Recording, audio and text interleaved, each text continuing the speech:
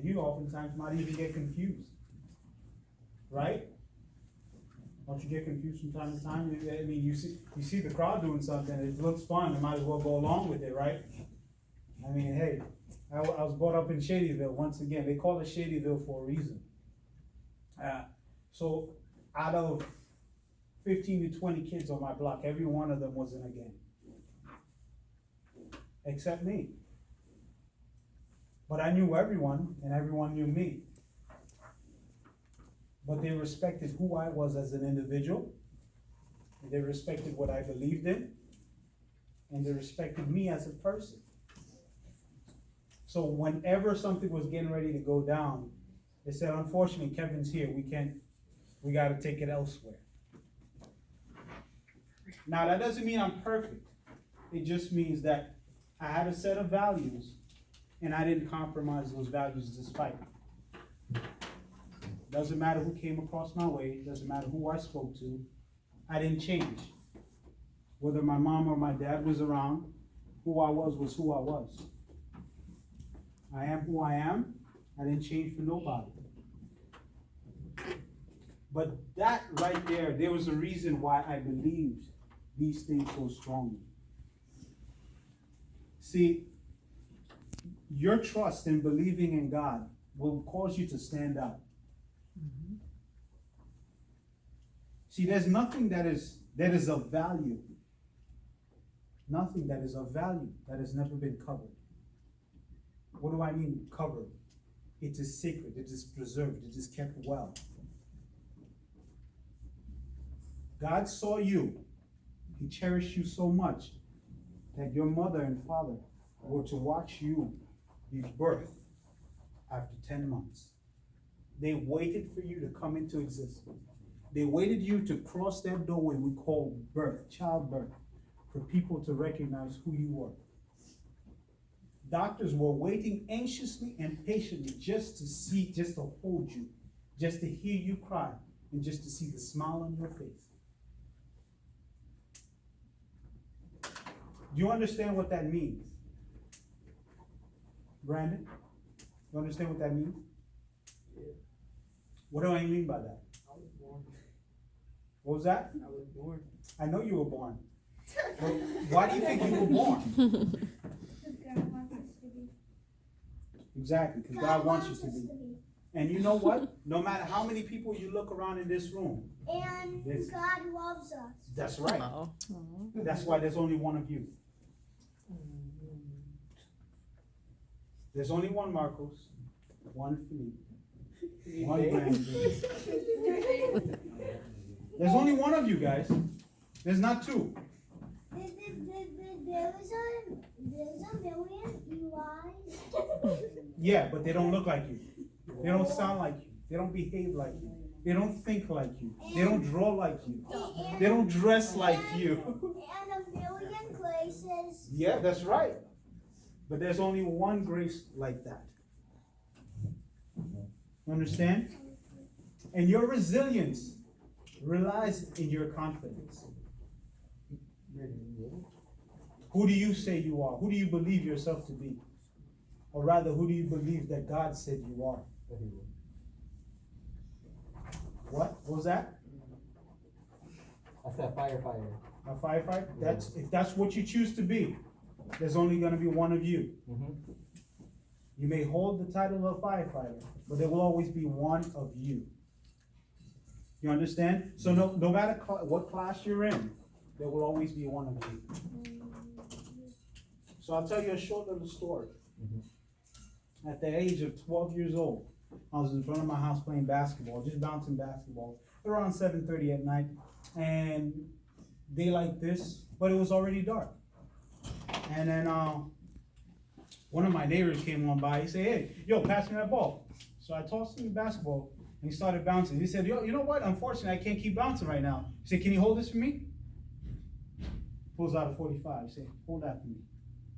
You know what that is? Yeah. It wasn't my gun. Never seen it, never touched it. But he looked around and he believed that I can hold it for him. I held it and I as I held it, and he's holding the basketball, I'm looking at it, and I said, you know what? I think it's time for me to go. And I handed him back the gun. He said, well, we'll see you tomorrow. I said, yeah, sure, no problem. I didn't know what he was doing with it. I didn't know where he got it from. I didn't know what he was going to do with it. But he took it out, and he told me to hold it. And as he told me to hold it, I said, thank you very much.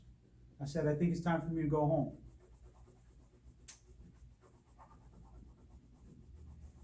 Now, these same people, they all belong to a different gang. So if there's 15 to 20 people here, each one of them belong to a different gang. But they all befriended me. They all chose to speak to me. They all chose to confide in me. Not because I'm better than anyone else, but because I chose to do the right thing when the right time came. I knew what to do, I knew what not to do.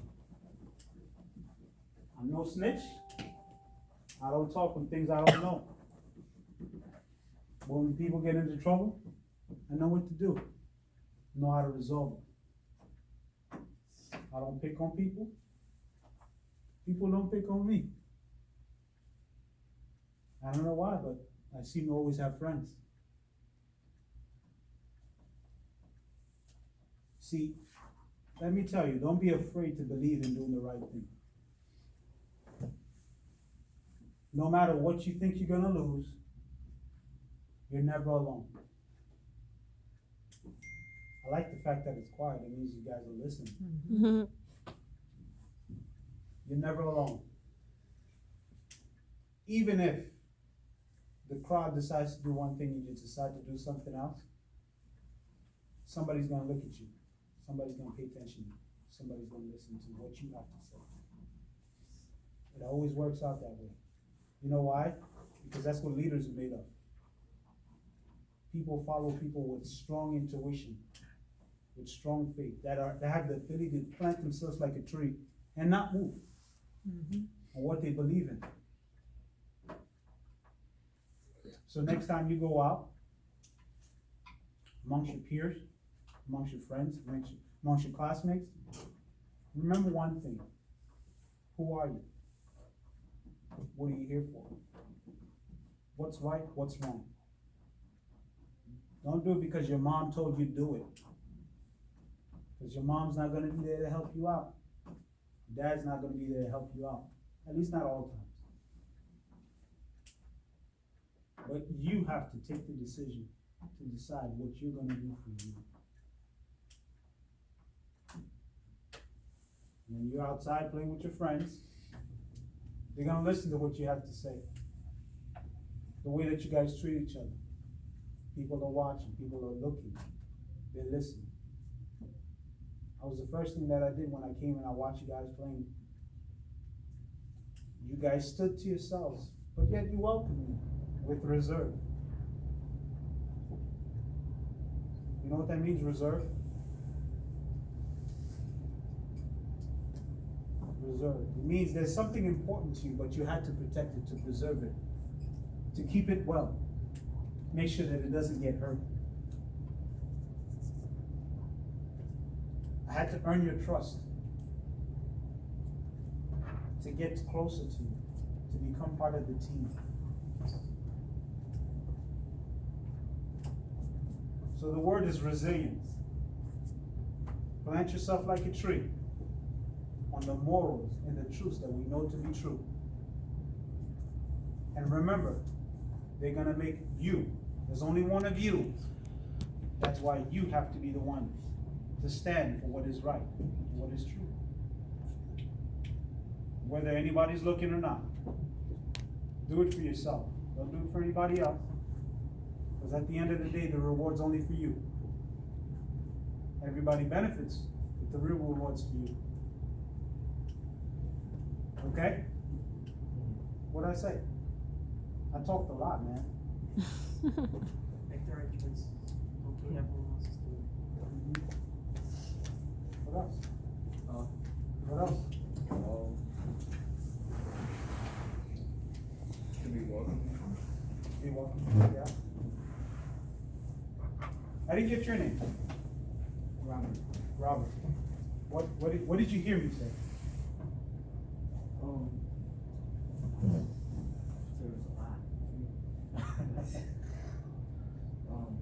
I like you. Thank you. That means you're attentive. Talked about us to make sure we had to learn to trust first. Yeah. You're a leader. You're a very big leader. They listen to you when you talk. You're confident. And you're very outspoken. Keep it up. Because it has an impact. Just a few minutes with you, and I know I can tell all that. Thank you for having me. Thank you for listening to me. Hopefully we'll get another opportunity to talk again. All right? Okay? Yes. Okay, thank you very much. I appreciate it. Thank you. you. You're not talking by yourself. Thank Good you, work. honey.